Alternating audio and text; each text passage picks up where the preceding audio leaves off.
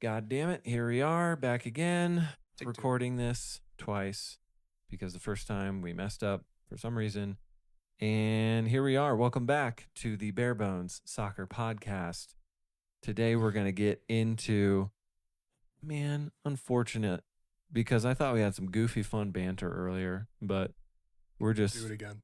do it again, but a little quicker because we got to go to pick up here soon. Anyway, today we're going to get into a few different topics, one of which our origin stories as soccer players and loving the beautiful game, and a little bit about us, the Bare Bones founders. So, if you are in Denver, if you are participating in Bare Bones pickups and hanging out with us, you know a little bit more about us and why we are highly qualified to be doing this job. Right? Not an easy job. Not an easy job at all. Not an easy job, but the a weight of the fulfilling one. world on our shoulders. The soccer world. The Denver soccer world. Denver soccer. Our Denver soccer world. Denver soccer is in our hands. But I'm going to hand it over to Ian real quick. He's going to give us a quick update on what we're working on mid-August here for Bare Bones and what you in the Bare Bones community can expect for more soccer in the near future. Sure. Yeah. So make this one a little bit quicker. But for those that saw on Instagram, I did tease a little bit of a post story the other day. We do have a really fun event coming up mid-September on the 13th. I'm not going to go into too more details, but I mean, if you've seen the post by now, you have a good idea of what's going on. So more details to come with that, but we will be having fun with one of our one-off events on a Saturday coming up very soon. So we have that. The biggest priority right now that we're working on really, really hard actually is locations. Where can we play and do it consistently? So we're trying really hard behind the scenes to get a lot more soccer for a lot more people and give ourselves more weekly options if we can. So with that said, I can tell everybody that we've just put in our application for Denver Public School Systems to see what schools we could potentially get into in the coming weeks to play year round, or at least for the entire school year, I should say. So beginning of September to end of May, right? And then go from there. So yeah, we're working on that right now. We have our preferences. We're trying to make things really centralized for more people. So we know that's important. But yeah, that's our biggest thing right now. More locations. And through a recent Atlanta visit for Dan, we've noticed that could potentially be our best platform going forward for locations. Yes, shout out Chris Wedge, owner of Sons of Pitches FC, an awesome organization doing pickups, leagues, tournaments every night of the week down in Atlanta. I went to pick up on a Saturday when I was visiting over there, and it was awesome. Really good play, good pickup. Chris ends up being there as the owner. We end up talking about Bare Bones and everything we're doing. We ended up getting on a call with him recently. So shout out to him. They're doing really cool things, and we really align well on, our values and what we do here at Bare Bones. So, and he gave us that insight that schools are going to be a great place to collaborate, and the people in them as well, so good opportunities ahead, more soccer with more locations here in Denver coming soon. So with that, we're going to get into a little bit of our soccer origin stories of how we came to be with the beautiful game, and, maybe a little bit about how we play and, what we like about soccer, things like that. So Ian, get into the Ian Marcus origin story. Abandoned by my parents at a young age, I grew up in the alleys of the suburbs of Boston, Massachusetts. Yeah. And that's where I learned street soccer. I figured. Not too far off. No, it is far off. But but hey, a lot of people, that's how you do start in the streets. That's what we say. That's kind of what we're trying to bring to Bare Bones. A lot of street soccer. Yes. A lot of street soccer, the smaller courts, hard surface courts, intimate spaces to play and have small-sided games. We just Again, we've talked about this before, but we feel like that's the best way to play the game 100%. for a lot of different reasons. But no, so my soccer days started very young, second grade, second grade, as one does with local youth town soccer. Orange slices at halftime and all, Hell yeah. as one does. So that was my typical experience growing up as a kid. And Dan and I have talked about this. But for those that know me or don't know me, with my short stature, I was actually a pretty awesome and aggressive goalkeeper growing up. So you may not expect it, but yes, that's where I excelled as a kid growing up. Very Which much so. I can see now. If you watch this guy in the court and he's a baller with his feet, I understand how he could also be a good goalkeeper. So I'm excited to hear a little bit more about how was that development journey for you as a keeper? So it got tough as age went on. Unfortunately, I did not make it to 6 feet like my doctors told me I would. Wow, they did. Yeah, they did. Because Wow. my mom's dad was 6'1", and they're like, yeah, like good chance, like looks good for you. Oh my gosh. Didn't happen. Unfortunate. No, That's didn't happen. sad as a kid who's like, Yeah. I'm a keeper. I'm gonna be 6 feet. long, tan, and handsome. Nope. Nope. Got the opposite. Bald and short. How did you obviously Become bald? No. say that didn't happen until a little bit It's later. called puberty 2.0. The second You'll get there one day. iteration. If I go bald, I'm shaving it all off. That's right. So That's right, as you should. yeah. But so how did that, not growing taller, how did that affect you in your development in soccer moving forward? It was tough because I felt that was my most natural position. The cagey elements of playing goalie, I really enjoyed a lot. Yeah. And that's why I like the small sided game. I feel like it's so great because it's got that pressurized, cagey environment where you got to think and react quickly. It's the greatest test in the sport, Yeah. if you ask either one of us, right? 100%.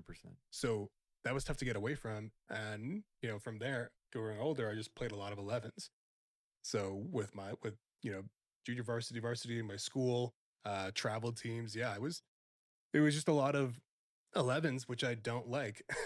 And Dan doesn't either. So that's kind of how we bonded to begin with.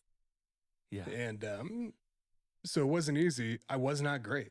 I played a lot of wing. I was okay. My connection and abilities did not, like mental connection and physical abilities just never synced up as a kid outside of the net. Really never.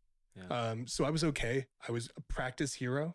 So practices typically went really well for me, or better than the games. But generally speaking, on the big field, like, did not shine that much. So I went from team to team, a lot of different travel teams. Wherever my dad would take me, shout out to my dad for taking me wherever I could play. What up, Paul? And yeah, so a lot of great bonding between him and I, finding different places to play around the beautiful state of Massachusetts, even into Rhode Island, other parts of New England. But who knows what would have happened if I could have found some consistency in net and grown more. So, but from there, I just got lucky with the small sided stuff and more futsal and intimate 4-a-sides and 5-a-sides. Yeah, I had like indoor soccer all the time too, but with the walls, like not the coolest thing in the world, not the purest form of the sport, if you ask me. Mm-hmm.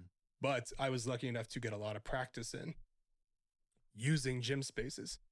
So I actually was able to have that as a kid growing up with my coaches who got it and understood, well, first of all, we need space. And 2, this is going to be great for their technical development.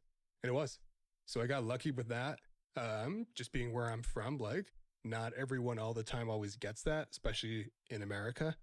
The foot skill stuff and the small sided stuff, you don't always get as much as you should.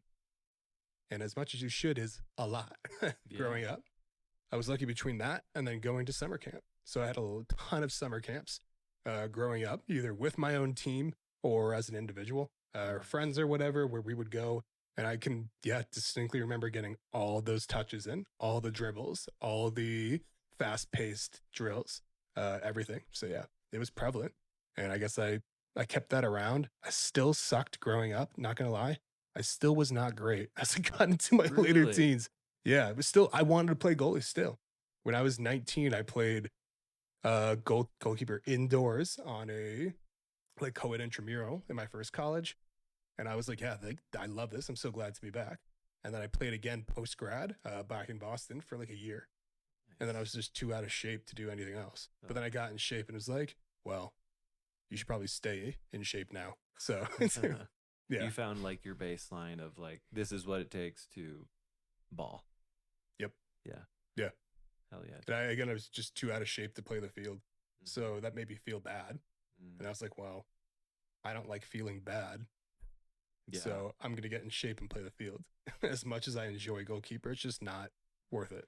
Yeah. And not at 25. Obviously, playing more of that smaller sided game growing up as you became an adult, you moved to Denver. About when and what was like your journey of obviously like getting to here to meeting me and then we started Bare Bones? Yeah. Not easy. You know, when you don't know anybody and you're moving around, right? Not the easiest thing. We often look for sport to be that vehicle for a connection.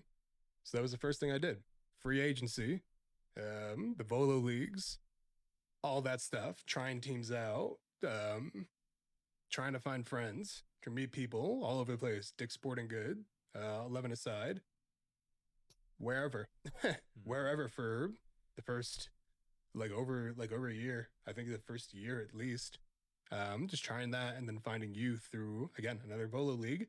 Luckily, we had futsal. There's one thing we will give credit towards. Yeah. Is that Volo actually brought us together. They sure did. In the great sport of futsal. Yes. But it was which one we wanted. There was really only like one league. It was like that one league, one place. And then Denver Soccer Society, I think. Yeah, but I meant for Volo, like that was the only small-sided futsal experience you could get through leagues. Pick up different. But DSS, Denver Soccer Society, did not come to us until like 2 years later, 3. Yeah. So yeah, again, rest in peace. Moved on to greater places, I suppose, for old Sam. Yeah. Nice, dude. Yourself a little bit different experience. Yeah. For sure, right? Yeah, I also played youth soccer, but never took. It's not that I didn't like it, it's that I was a kid that if I didn't feel like I was good at it, I wasn't going to keep doing it. And I definitely didn't feel like I was like the best at youth soccer when I was that age. And then on top of that, being in Iowa, football was our main sport. And so I just grew up playing that, and almost to a fault, it was kind of a like peer pressure, like all through high school, middle school, and then high school.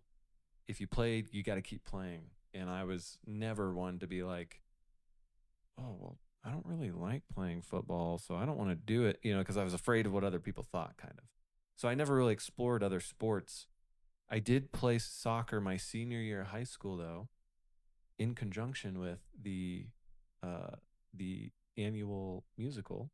So I also, for some reason, my senior year decided to be in a musical, and I got. You started doing it all.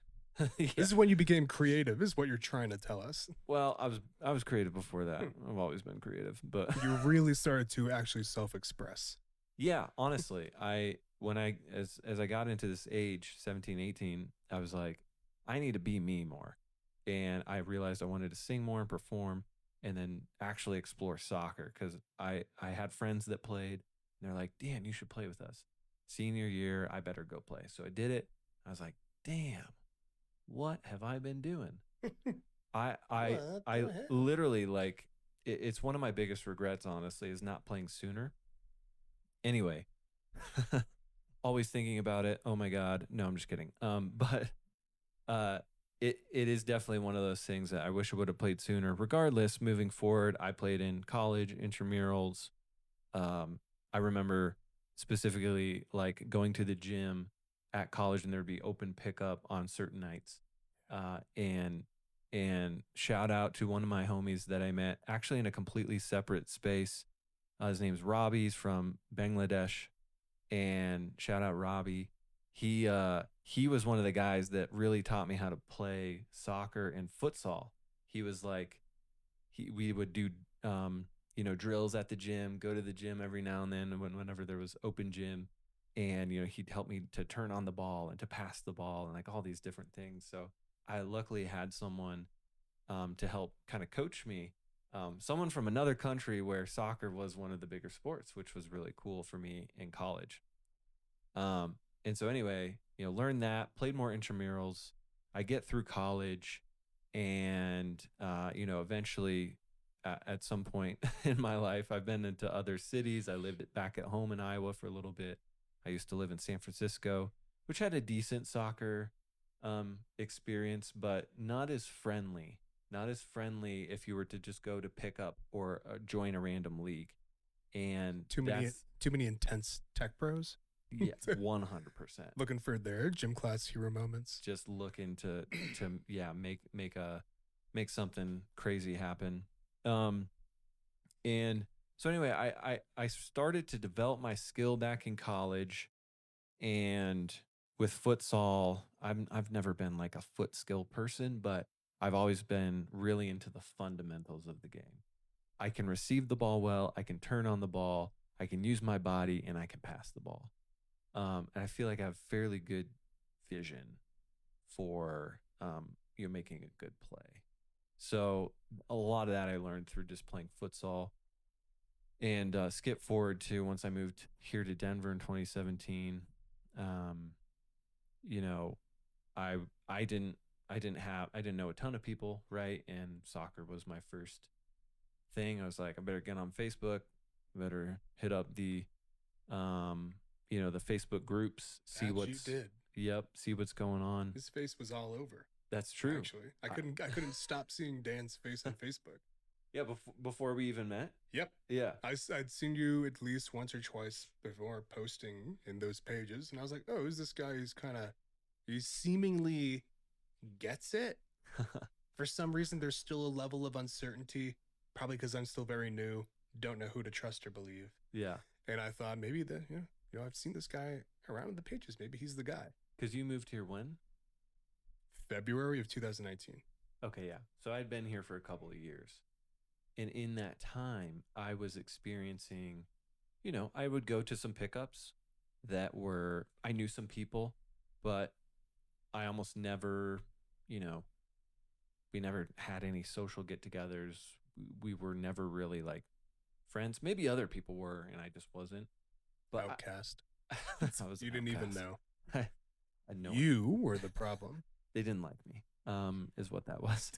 No, but I didn't feel that like pull to like go hang out with people necessarily. There were people that actually shout out Mickey. He was one of the first guys I met through playing at Denver Pickup, and a few other guys too, like Cody Thompson, Aaron, a few of these other people that if they're watching, they who you are. But it was just one of those, like, we were always friendly but didn't do a whole lot together. um Tyler Thomas, what up? And I wanted to create that. I wanted a more regular group of people uh that we could do more with, other than just play. Obviously, Your playing people. my You just wanted to peoples. find your people, Yeah. as does everyone. And again, not that there's anything wrong with those people. I just, maybe that was a factor of where I was at in my life at that point. Regardless, I kept making these posts um to go and play in different places, and say, I would move to different places of Denver throughout my time of being here, and I'd find my nearest field and post in a pickup group and say, let's get a group and go here. And one summer, 2020, Yes. that was just before or just after I had met Ian. So we'd played in some leagues. I had started to meet more people. Um, started to make posts in this group. We would meet up at this place in Superior, and for a while, Williams Field. yeah, Williams Field, this turf field right behind the King Supers. I think it was a Safeway. Safeway. And from there, we started meeting people that we were like, oh, I want to play more with these people. So that was kind of my cue to like both me and Ian, oh shit, this is kind of what we've been looking for, because we had talked about this before at Rhino at the futsal league. Like he would say, like, I see you posting, and like we're trying to build this kind of community and group and stuff. And that was our opportunity. We picked a handful of people, you know, Ness, Spencer, Ricky. Who else was in that original group? Nobody that we care about today. Yeah, Okay. Exactly. There's a lot of people, a lot of OGs still around, actually. Yeah, so. from Superior. So you know who you are. But that is really what that's really how Barebones started, and yeah. Yeah, I think the general idea that we're both trying to relay the most is that we founded our group, right? That worked for us. And then we thought, okay, we could make this bigger and basically claim or try to say that Barebones Soccer is where you come to find your people. That's it. Absolutely. And we finally started feeling like we have curated that. We have people regularly coming. People who are great players and we could see ourselves playing with for a long time. People who we started to call our friends and started hanging out with. Would you get a beer with this person? Would you get a beer? And turns out we've had many beers with many of these people. So, yeah, I think that kind of wraps up it is now past the time that you wanted to get rolling. It's 5:00, but we are so grateful for this community and for the people that have joined thus far and continue to come. We want to get into the nuances and shout more people out. For some reason, like in my mind, Angelica like popped in, but she was not a part of that original group. Sorry. And if her name wasn't mentioned, she'd probably be like, what's going on? So I just wanted to mention her because we got you. She's special. But yeah, you know, Barebones is such a special thing to us, and we want to keep its integrity as we go, and we want to keep documenting and sharing and telling people about why it's so great and why you should come experience it.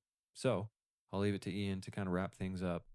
If there's any other shouts, any other messages to wrap this one. Nope. Got a jet. All right. Heard it here first.